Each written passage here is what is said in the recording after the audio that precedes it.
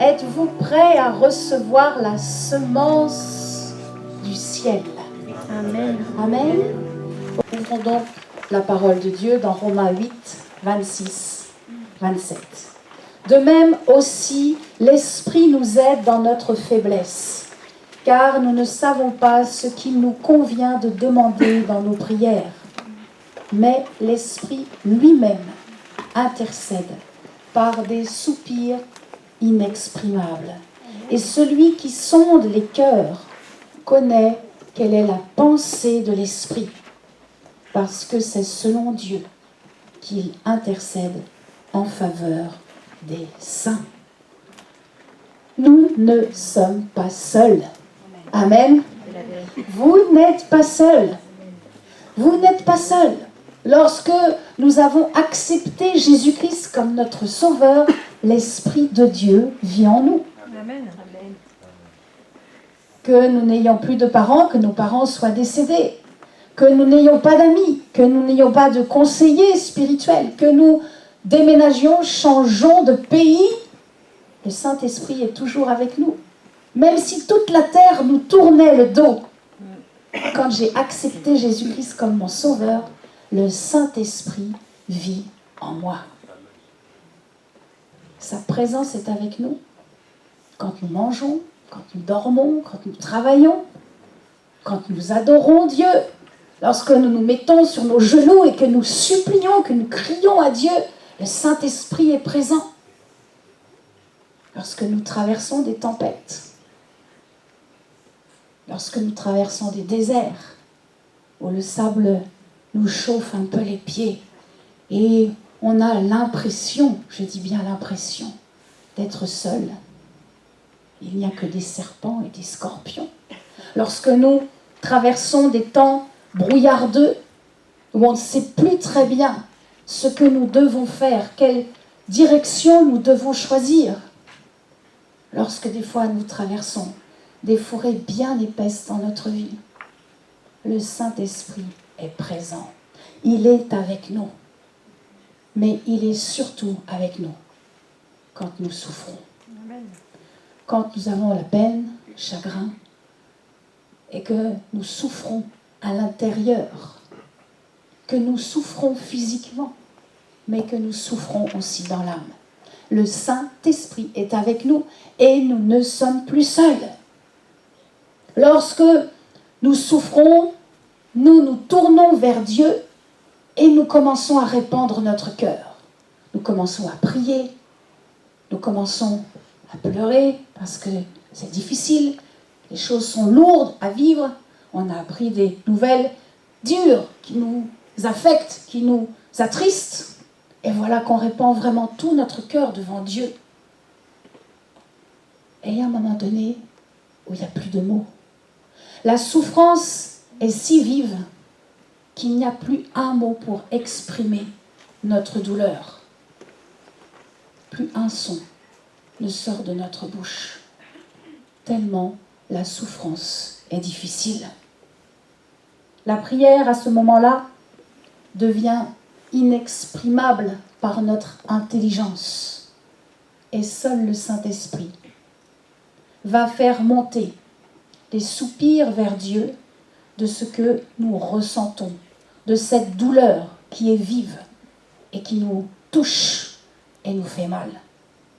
Au verset 26, il est écrit « L'Esprit lui-même ». Nous avons bien lu ensemble « L'Esprit lui-même ». Le Saint-Esprit intercède. Le Saint-Esprit est une personne. Le Saint-Esprit n'est pas un animal, ni une huile, ni un vent. Cela caractérise les traits du Saint-Esprit. Le Saint-Esprit est doux, le Saint-Esprit est fragile. Le Saint-Esprit, c'est un baume qui vient comme une huile pour guérir la plaie de ton cœur. Mais le Saint-Esprit, il soupire, il pense, il intercède. Il est une personne. Et je trouve ça tellement rassurant. Lorsque j'ai préparé cette prédication, je dis mais qu'est-ce que c'est rassurant. Chaque jour, j'ai une personne avec moi. qui prend soin de moi. Chaque jour, vous avez quelqu'un avec vous, une personne, le Saint-Esprit, qui est là et qui prend soin de vous. C'est tellement rassurant. Amen. Vous n'êtes pas seul. Amen. Vous n'êtes pas seul. Relisons Romains 8, 26, 27. De même aussi l'Esprit nous aide dans notre faiblesse.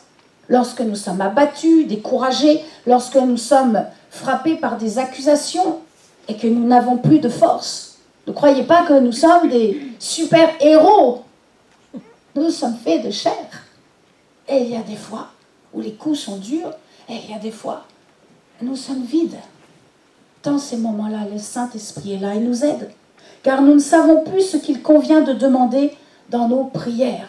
On ne sait plus. On a tout dit. Seigneur, je t'ai tout dit. J'arrive à un point là, je ne sais plus. Je ne sais plus. Je ne sais plus quelle direction prendre. J'ai plein de choses dans ma tête. Je ne sais plus. C'est un peu confus. Je suis un peu troublée. Mais l'Esprit lui-même intercède par des soupirs inexprimables. Il n'y a pas de mots. Et celui qui sonde les cœurs, Dieu. Il n'y a que Dieu qui sonde les cœurs, n'est-ce pas? En cet instant, je ne sais pas ce qui se passe dans votre cœur. Mais Dieu, lui, le sait.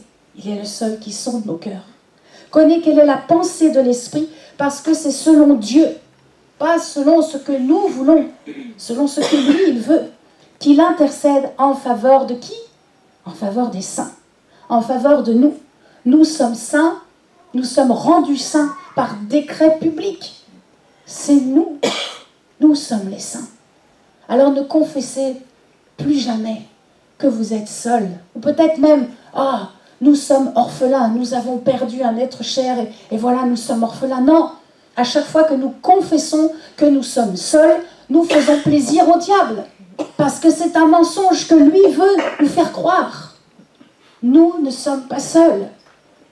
Quand Jésus-Christ est dans notre vie, le Saint-Esprit intercède et Jésus intercède aussi. Verset 27, le Saint-Esprit intercède pour nous. Verset 34, on n'est pas tout seul. Jésus intercède pour nous. Amen. Nous ne sommes pas seuls lorsque nous sommes en train de combattre et de vouloir arracher nos bien-aimés qui sont encore dans les ténèbres. Nous ne sommes pas seuls lorsque nous nous repentons, que nous venons devant Dieu pour demander pardon. Le Saint-Esprit est présent. Nous ne sommes pas seuls lorsque nous levons les bras vers le ciel et que nous adorons Dieu. C'est le Saint-Esprit qui nous accompagne et qui nous fait découvrir des moments de sa présence, un moment de présence de Dieu. Nous commençons à toucher le ciel et on voudrait que ça ne s'arrête pas. Et lorsque vous intercédez, ne croyez pas que lorsque vous êtes sur vos genoux et que vous priez, pleurez, et que de toutes vos entrailles, vous pleurez pour un être qui souffre ou pour quelqu'un qui veut vraiment rencontrer Jésus, mais qu'il y a des obstacles et vous intercédez. Le Saint-Esprit vous accompagne. Le Saint-Esprit à chaque fois est avec vous dans ces 4 formes de prière. Il est là avec nous, il est présent. Amen, est-ce que vous le croyez? Amen. Alors dites avec moi, Seigneur Jésus, tu es dans ma vie. Seigneur Jésus, tu es dans ma vie. Et je ne serai jamais seul. Et je ne serai jamais seul. Parce que le Saint-Esprit intercède. Et Jésus intercède pour moi aussi. Amen. Amen. Alléluia. Quelle grâce. Vous n'oublierez jamais cette prédication. Et si un jour, il y a un petit démon qui vient vous murmurer à l'oreille, « Oh, mais tu es bien seul aujourd'hui. Oh, mais dis donc, tu es seul pour prier chez toi. » Vous l'aurez reconnu. Vous vous souviendrez de cette prédication. Et vous l'aurez reconnu. Et vous lui direz, « Esprit de mensonge, je t'ai reconnu. Je ne suis pas seul, car le Saint-Esprit est avec moi. Le Saint-Esprit vit en moi. Il est avec moi. Alors maintenant, au nom de Jésus, éloigne-toi de moi. » Amen. Amen. Amen. Et je peux vous assurer qu'il va vite partir. Amen. J'aime ce psaume 42, comme nous l'avons chanté. Vous avez le droit de sourire. Dieu est un Dieu d'humour aussi. Psaume 42, versets 1, 2. Comme une biche soupire après des courants d'eau, mon âme soupire après toi, ô Dieu. Alléluia. Nous soupirons, notre âme réclame satisfaction auprès de Dieu. C'est comme un ami qui vient frapper à la porte de votre maison. Je viens passer un temps avec toi. Je viens dans ta présence. Je viens prendre un petit thé avec toi. Faisons un repas. Passons un temps ensemble. Notre âme réclame satisfaction auprès de Dieu et elle soupire. Et Dieu entend. Je vous assure que Dieu entend. Nous devons, surtout en France et dans les pays francophones, lier cet esprit du jamais content. Il y a une voiture qui s'appelle comme ça, la jamais contente. C'est bien français ça. C'est vraiment un esprit qui est là et qui vient pour nous empêcher d'être heureux. Nous devons lier cet esprit. Dans le nom de Jésus, nous lions tout esprit qui vient pour nous mettre dans l'insatisfaction.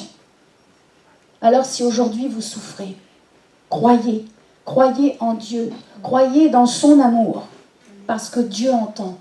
Et Dieu se lève, je vous assure, Dieu se lève quand il entend les gémissements de notre cœur. Il l'a fait pour le peuple hébreu. Exode chapitre 2, verset 23.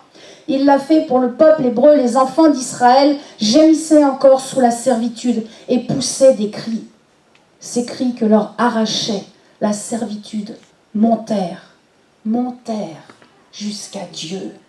Ces cris de l'âme, ces cris que nous poussons qui expriment nos chagrins, qui expriment nos détresses face à des déchirures sentimentales, émotionnelles.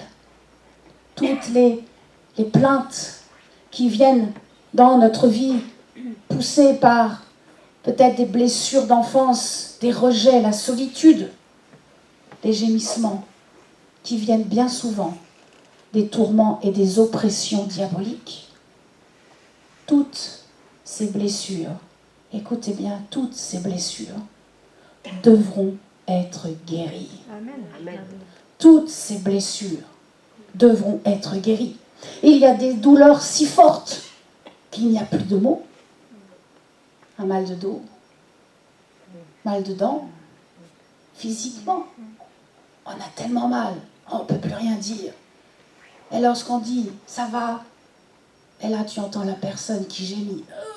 Il n'y a qu'un cri, un gémissement, un grognement qui sort.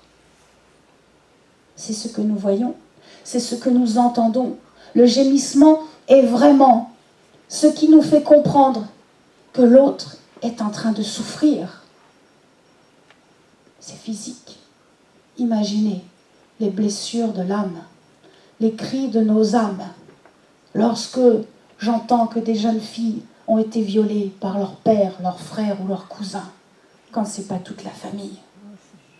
Et il y a des blessures terribles qui sont comme des hurlements secrets, intimes. Mais Dieu voit, Dieu entend et Dieu se lève. Amen. Nous avons besoin d'être consolés. Nous avons besoin du Saint-Esprit. Plus j'avance avec Dieu, et plus je me rends compte de l'importance du Saint-Esprit. Il est le consolateur. Lisons ensemble dans Jean chapitre 16, verset 7. Ô combien il est important de servir Dieu avec le Saint-Esprit. Cependant, je vous dis la vérité, dit Jésus. Il vous est avantageux que je m'en aille, car si je ne m'en vais pas, le consolateur ne viendra pas vers vous. Mais si je m'en vais, je vous l'enverrai. Ce n'est pas Florence, ce n'est ni le pasteur, ni les anciens, ni une église, ni un mouvement qui envoie le Saint-Esprit. C'est Jésus qui envoie le Saint-Esprit. Amen. Il est le consolateur. Il est la personne à qui vous devez vous adresser. Il est la personne avec qui vous devez marcher, avec qui vous devez prier. et intercéder. Alléluia. Il est le Paraklétos. Il est notre avocat, notre consolateur. Amen. En Jésus-Christ. Quelle grâce nous avons. Il est temps que notre conscience se réveille et que nous mesurions qui nous sommes, avec qui nous allons, avec qui nous prions. Nous ne sommes pas seuls. Amen. Vous n'êtes pas seuls. Le Saint-Esprit est avec vous. Quand nous entrons dans le royaume divin, lorsque nous donnons notre vie à Jésus-Christ, nous arrivons tous avec un lot de blessures, avec des plaies ouvertes qui doivent être cicatrisées, avec vraiment des manques. Et ayons des grands bras de Jésus pour nous prendre, nous rassurer et nous aimer. Je ne sais pas si ça vous a fait cela. La première fois que je suis venue dans la maison de Dieu, j'ai pleuré. Il y avait une flaque d'eau. Je vous dis flaque. C'était pas 3 petites gouttes. Une flaque d'eau à mes pieds. Tellement mon cœur s'est aperçu que il était très loin de Dieu. Et tellement ma vie devait avoir besoin de consolation, de guérison.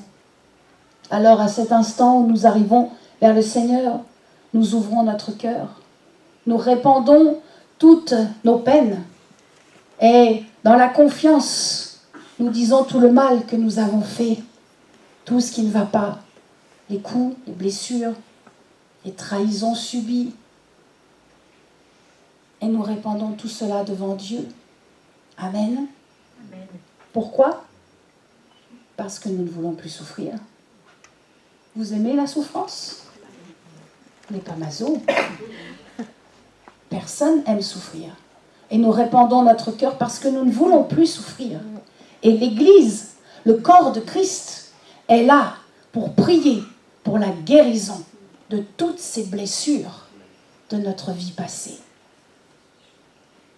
Amen. Amen. Le problème, c'est lorsque ces blessures perdurent et qu'elles demeurent des années et des années. Ce n'est pas normal. Prenons un exemple. Voilà que vous venez de vous convertir, vous annoncez Jésus un peu dans votre famille et votre famille ne supporte pas. Votre famille vous dit, écoute, si tu continues de prier avant de manger, si tu continues à chaque fois de nous parler de Jésus, nous on ne veut plus te voir. Et la famille ferme la porte. Et vous vous retrouvez seul. Et là, vous vous dites, j'ai mal. Ça fait mal quand les nôtres ne veulent plus nous accepter simplement parce que, justement, nous sommes devenus meilleurs. Nous avons la joie, nous sommes heureux de vivre, nous sourions, et les gens ne comprennent pas. Et les gens ne veulent pas comprendre parce qu'ils veulent rester dans leur péché, dans leur noirceur, dans leurs ténèbres. Mais nous, nous voulons encore plus de la lumière, nous voulons encore plus de Jésus. Mais ça fait mal. Et la douleur reste encore des années. Et cela amène un peu d'amertume. Tu commences à parler mal de ta famille. Et il va falloir pardonner. Et il va falloir aimer. Parce que sinon, tu resteras malheureux toute ta vie. Jésus a dit, pardonnez à ceux qui vous ont offensés. Et aimez-vous les uns les autres. Quoi qu'ils nous ont fait subir, si nous sommes vraiment des personnes qui suivons Jésus-Christ, nous devons pardonner et aimer. Et aimer, pardonner est une chose, aimer est une autre chose. Mais d'abord pardonner, afin de pouvoir être dans la paix. Comprenons bien, nous avons donné notre vie à Dieu et nous avons des blessures qui sont réelles. Et nous avons compris que ces blessures doivent être guéries. Et que cela doit entraîner l'arrêt de toute plaie ouverte dans notre âme. Je ne sais ce que vous avez subi dans votre enfance, dans votre adolescence, dans votre vie d'homme ou de femme, mais nous, de toute façon, nous en avons tous. Mais à un moment donné, il y a une personne qui vient et qui nous parle de Jésus. Cette personne nous annonce qu'il y a aussi un homme qui est venu sur cette terre et qui a souffert injustement, que cet homme a fait du bien et que d'autres hommes l'ont cloué sur une croix. Et à cet instant, tu comprends, je ne suis pas la seule à avoir subi des injustices. Je ne suis pas la seule à avoir souffert. Et pourtant, moi, je n'ai pas fait non plus ce qu'il fallait. J'aurais pu peut-être être plus sage. J'aurais pu peut-être être meilleure. Mais à l'époque, je n'ai pas bien agi. Mais lui, Jésus, il n'a rien fait de mal. Et pourtant, il a souffert. Il a souffert. À cet instant, tu comprends que lui t'a réconcilié avec Dieu le Père et que Dieu le Père te pardonne tout ce qui s'est passé. Et tout ce que tu feras de mal, Dieu te pardonnera toujours. Alors en cet instant, tu pardonnes. Tu pardonnes à ceux qui t'ont offensé. Tu pardonnes à celui qui t'a trahi, à celui qui t'a violenté. Tu pardonnes à ta mère qui t'a tiré par les cheveux ou qui t'a mis des coups parce que le père rentrait sous tous les soirs. Tu pardonnes à ton frère qui n'a pas compris et qui a été jaloux que toi tu étais heureux. Tu pardonnes. Et au moment où le pardon vient dans ton cœur, vous savez ce qui se passe. Le processus de la guérison commence. Le processus de la guérison commence. Et le Saint-Esprit vient. Et par la puissance du Saint-Esprit, il vient et il met un baume sur nous. Et il nous guérit. Et nous sommes libres. Et nous sommes totalement libres dans le nom puissant de Jésus-Christ. Et un jour, tu viens et il n'y a plus de gémissement. Il n'y a plus ce petit cri qui vient pour dire « j'ai mal ». C'est fini. La guérison est totale. Et Dieu va t'utiliser pour témoigner à d'autres qui souffrent et qui n'ont pas saisi que Jésus-Christ est mort et ressuscité, qu'il est vivant, qu'il te pardonne, qu'il veut ta guérison, qu'il veut te guérir en profondeur. Dieu va vous utiliser. Je prophétise sur vos vies, Dieu va vous utiliser pour témoigner de votre guérison, pour témoigner de votre joie de vivre, pour témoigner de votre salut, pour témoigner qu'il est celui qui nous comble du vrai bonheur. Alléluia. Amen. Une fois que le gémissement s'arrête et que nous savons que nous sommes guéris, il reste l'étape juste après, de Romains 8, 26, 27. Les soupirs portés par le Saint-Esprit montent jusqu'au trône de Dieu. Ce ne sont pas des soupirs de souffrance, ce sont là des soupirs d'espérance. Les soupirs qui espèrent bientôt rencontrer notre bien-aimé, rencontrer Jésus-Christ. Voilà que les soupirs montent et disent, mais un jour, je vais voir Jésus face à face. Un jour, je vais pouvoir lui dire merci. Parce que ce jour-là, je sais, ça ne s'arrêtera jamais. Pour l'éternité, je serai avec lui. Je sais que ce jour-là, dans le ciel, il n'y aura plus de larmes, plus de chagrin, plus de divorce, plus de deuil, plus de mort. Plus de mort. Dieu est bon. Dans le royaume de Dieu, le malheur n'existe pas. Il n'y a qu'amour et douceur. Il n'y a que compassion, tendresse. Il est un Père. Et il veut encore venir par la puissance du Saint-Esprit consoler nos âmes. Dieu est bon. Alléluia. Dieu n'a jamais voulu la maladie. Dieu n'a jamais voulu le divorce. Dieu n'a jamais voulu le deuil. Dieu n'a jamais voulu la mort. Dieu ne veut pas de tout cela. Et c'est au moment où nous nous rappelons de ce qui s'est passé à la croix, au moment où nous nous souvenons que Jésus, lui, a été abandonné de tous. Jésus a été seul à la croix. Le Saint-Esprit n'était plus là. Dieu le Père s'est détourné. Il a tourné le regard. Jésus était seul. À la croix, Jésus a été seul afin qu'aujourd'hui, nous pouvons proclamer que nous ne serons jamais seuls. Alléluia. Jésus a été seul un instant. Il a porté tout le péché de toute l'humanité. Vos péchés, les miens. Afin qu'aujourd'hui, nous puissions dire, je ne serai jamais seul. Jésus a payé le prix. Il a payé le prix de sa mort pour que nous puissions vivre éternellement. Il a payé le prix de notre condamnation éternelle. Il a payé le prix de notre mise à mort éternelle. Nous devrions tous, et nous méritons tous, de finir en enfer, dans ce lieu de tourment, ce lieu où il y a des pleurs et des grincements de dents. Si Jésus n'avait pas donné sa vie, nous irions tous là. Mais par la foi et par la grâce de Dieu, nous croyons que Jésus-Christ est le Fils de Dieu et qu'il a donné sa vie pour nous. Alors, si après plusieurs années de conversion, nous sommes toujours à nous lamenter, si nous continuons toujours à gémir du même problème pendant des années, c'est qu'il y a un problème. Et il va falloir régler ce problème.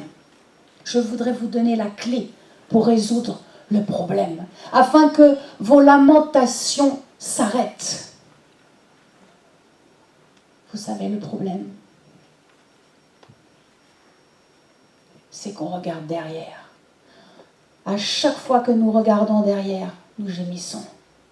Et il va falloir regarder devant. Et il faut laisser le passé. Le passé est caché dans le sang de Jésus. Vos péchés passés sont pardonnés et il ne faut plus y revenir. Et il faut visionner devant. Et il faut avancer, regarder devant.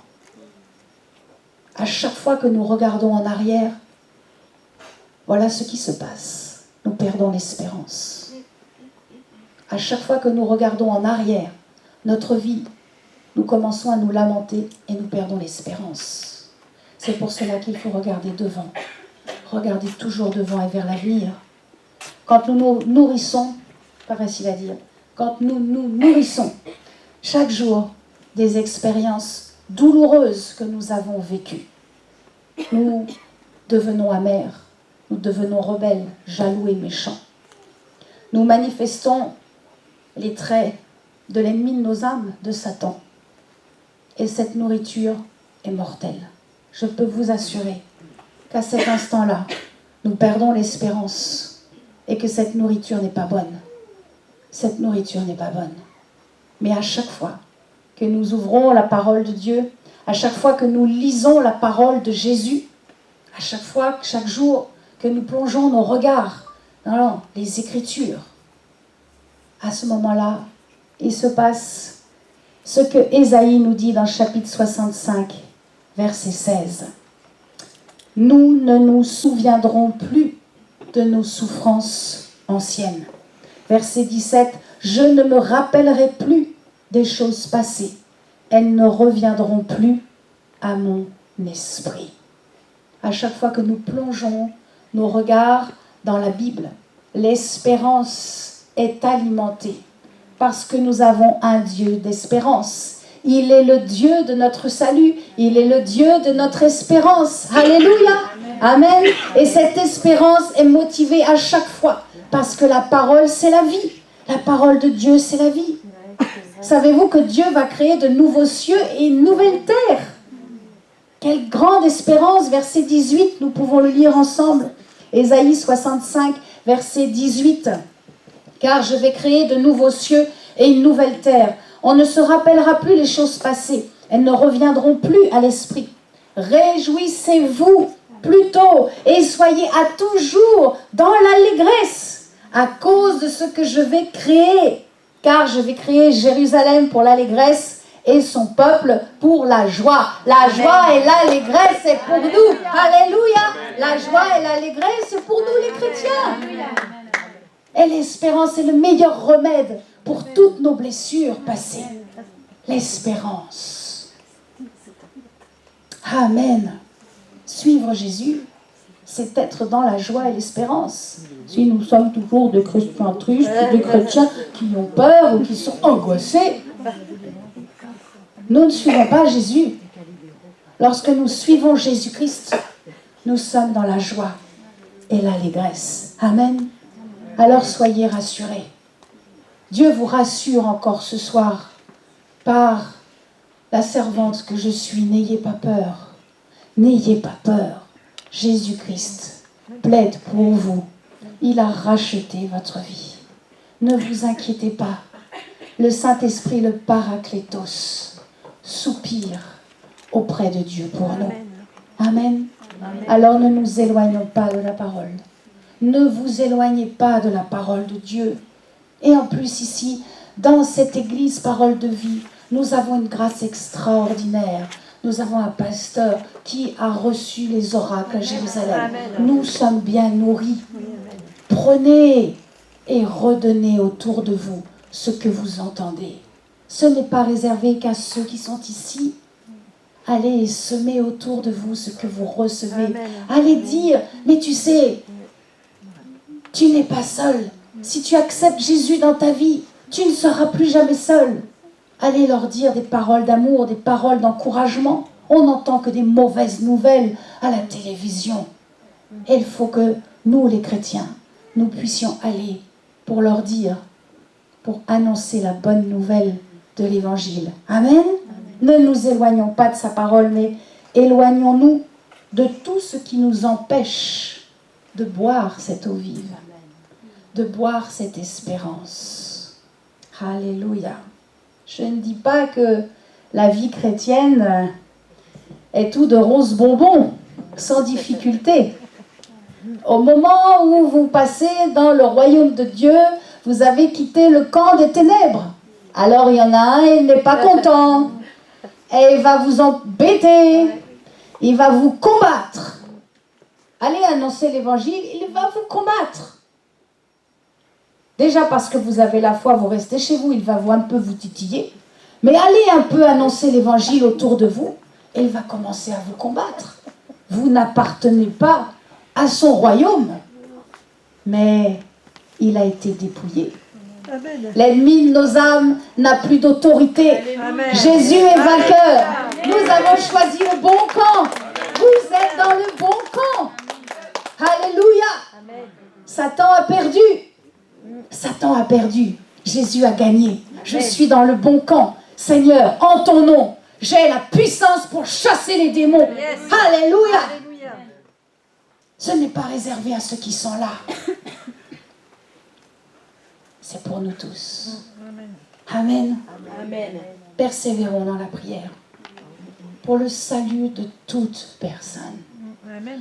Dieu a mis des gens autour de vous. Vous rencontrez des gens, les jeunes, dans l'école, dans les cours, même les jeunes qui sont au collège. Priez, vous venez en famille entière. Je vous encourage à prier, à intercéder. Parce que quand vous allez intercéder, le Saint-Esprit va venir et va vous pousser dans des retranchements, dans les larmes, les supplications. Et lorsque vous ne pourrez plus, ce seront les soupirs. Le Saint-Esprit va monter les soupirs et Dieu va exaucer. Je le crois. Pour conclure, j'aimerais vous donner ce verset, un beau verset qui va vous encourager dans 2 Corinthiens. Chapitre 5, versets 14 et 15. 2 Corinthiens 5, 14, 15. Car l'amour de Christ nous presse. L'amour de Christ nous presse. Ça nous pousse. Parce que nous estimons que si un seul est mort pour tous, tous donc sont morts. Et qu'il est mort pour tous, afin que ceux qui vivent ne vivent plus pour eux-mêmes, mais pour celui qui est mort et ressuscité pour eux. Je ne vis que pour Christ. Je ne veux vivre que pour Christ. Je ne veux que respirer pour Christ. Je ne veux que faire et parler pour Christ. Lorsque Jésus-Christ est venu et que nous l'avons accepté comme notre Sauveur, nous ne vivons plus pour nous. nous vivons pour lui. Amen. Vous savez que celui qui vieillit sans Dieu, oui, et il va vers la mort en se rappelant toujours son passé. Je sais qu'il y en a qui pourraient témoigner de ça. Mais nous qui vieillissons avec Dieu, nous allons vers la vie éternelle avec espérance et avec assurance que nous ne serons jamais, jamais, jamais seuls. Amen. Alléluia. Merci Saint-Esprit. Si vous voulez bien répéter avec moi, je refuse de me confier dans ce que je ressens. Je refuse de me confier dans ce que je vois. Je confesse que quelles que soient les tempêtes, quels que soient les déserts que je traverse, j'espère en l'Éternel. Je compte sur lui. Je bénis l'Éternel et n'oublie aucun de ses bienfaits. Chaque matin, je me souviens de ses bontés qui se renouvellent. Redites-le une fois, chaque matin, je me souviens de ses bontés qui se renouvellent. Mon âme est attachée à Dieu. Elle est conduite par le Saint-Esprit, libre des œuvres charnelles et diaboliques. Je proclame que la joie du Seigneur est ma force. Seigneur Jésus, envoie-moi vers ceux qui souffrent, afin de leur annoncer la puissance de ta guérison, la douceur de ta compassion. Amen. Je vais prier pour vous. Seigneur Jésus, je libère maintenant la guérison. Je libère la guérison pour votre âme. Que le Saint-Esprit passe et vous console. Merci Saint-Esprit parce que tu passes comme un flot dans les rangées. Et je sais que tu es en train de consoler. Merci Saint-Esprit. Merci de passer dans ta douceur. Merci Éternel, mon Dieu, que le pardon soit libéré maintenant. Dans votre cœur, si le Saint-Esprit vous montre une personne à qui vous n'avez pas pardonné, dites-le tranquillement à votre place. Je pardonne à telle personne. Je lui pardonne ses offenses. Je lui pardonne sa méchanceté, sa cruauté. Je lui pardonne ses paroles méchantes. Je lui pardonne ses actions. Je lui pardonne. Parce que toi, Jésus, tu m'as pardonné. Je rends nul et sans effet sur vos vies et sur toute votre descendance toute parole de mort prononcée. Je rends nul et sans effet toute parole de mort prononcée sur vous et sur votre descendance qui vous ont liés dans des souffrances et qui vous ont enfermés dans des cachots, dans des fosses, des sépulcres.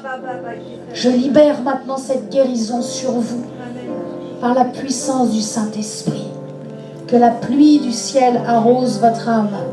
Que le baume du Saint-Esprit passe sur votre plaie et que cette plaie se referme et soit cicatrisée à toujours. Au nom tout puissant de Jésus. Au nom tout puissant de Jésus. Il est le Dieu qui te guérit. Alléluia. Amen. Amen, amen, amen. Vous allez vivre des temps de prière différents. Vous allez comprendre qu'à chaque fois que vous allez prier, le Saint-Esprit est là et il intercède avec vous. Que Jésus est dans le ciel à la droite du Père et qu'il prie pour vous. Nous avons un Dieu qui est bon, n'est-ce pas? Amen, amen, amen.